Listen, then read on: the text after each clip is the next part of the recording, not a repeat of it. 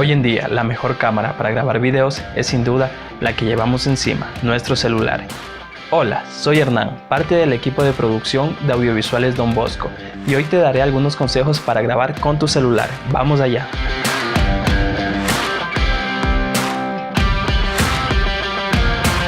Consejo número 1. Batería y espacio en tu teléfono. Antes de salir a grabar, asegúrate de tener batería y el espacio suficiente en tu teléfono. Créeme, esto te va a ahorrar dolores de cabeza. Consejo número 2. ¿Cómo debo grabar? ¿En sentido horizontal o vertical? Sin duda, el formato vertical está ganando terreno en el mundo de las redes sociales, como Facebook, Instagram y TikTok. Pero ten en cuenta que la mayoría de televisores y monitores están diseñados para formato en sentido horizontal.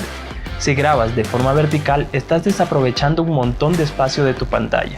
Así que antes de tomar esta decisión, piensa en dónde se va a difundir tu grabación. Consejo número 3. Evita imágenes temblorosas. Para evitar esto, es importante que no camines mientras grabas. Sujeta el celular firmemente con tus 4 dedos.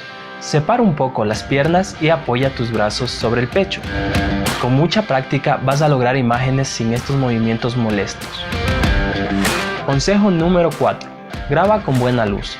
Usar luz en cualquier tipo de video es muy importante, así que para grabar con tu celular, ayúdate de la luz natural del sol, ya sea en un lugar exterior o interior. Puedes ubicarte cerca de una ventana y así lograr un plano bien iluminado. Consejo número 5. Nunca uses zoom digital.